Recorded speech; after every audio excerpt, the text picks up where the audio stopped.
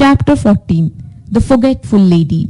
An elderly man and his old wife lived together in a small village called Nampali near Hyderabad. As the lady was old, she used to forget things very soon.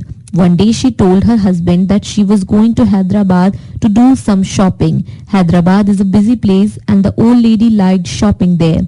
So early the next morning the man woke his wife with a hot cup of tea. "Wake up, dear," he said softly.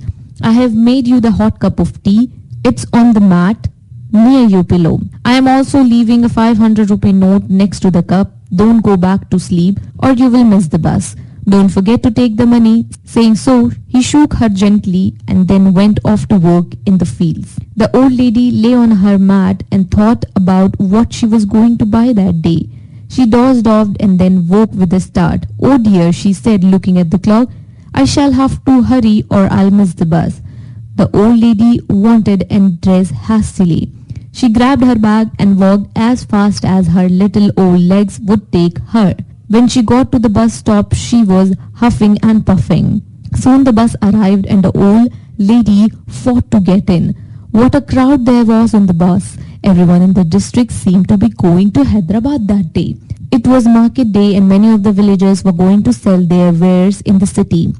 There were men with baskets and sacks, women with babies and bags, and children and old people with chicken and ducks. The roof of the bus was piled high with boxes and bags, baskets and sacks, trunks and containers of all shapes and sizes.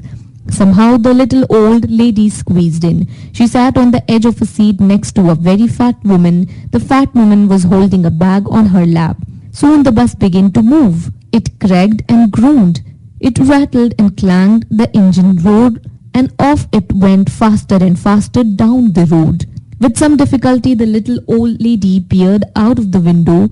She could see the fields and trees and the huge granite rocks beside the road. The little old lady was bouncing up and down. When the bus went around a corner, she had to hold on tight. It was not too uncomfortable as she had a nice plump cushion on one side. It was hot and stuffy in the bus and the old lady yawned and then fell fast asleep. After a few minutes, the loud bang woke the old lady. A large box had fallen off the roof of the bus.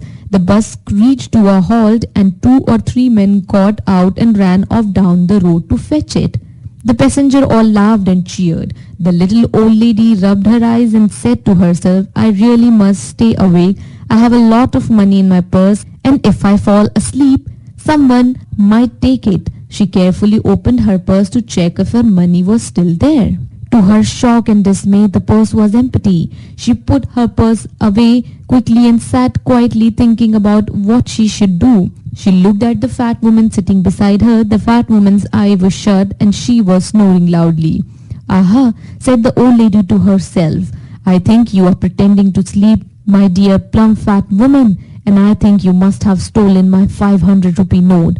The little old lady noticed that fat woman's bag was quite dirty. She also noticed that the fat woman's sari was old and worn. The fat woman was certainly not rich. She felt sorry for her, but she also felt very cross. She decided not to make a big fuss or call the police. Very carefully and quietly, the old lady opened the fat woman's bag, and there on top of a large red handkerchief lay the 500 rupee note. She carefully pulled out the note and tucked it away in her sari. When the bus reached Hyderabad, the women and the men, the children and the chickens, the sacks and the boxes and the bags all poured out of the bus. With some difficulty, the old lady got out too. The old lady had a wonderful time in the city. She walked up and down the market and stopped to look at the people and the traffic. She gazed at all the wonderful things in the shop and even talked to some of the shopkeepers. She bought a lot of things.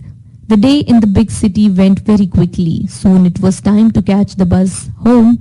A young boy helped the old lady with her bags and parcels.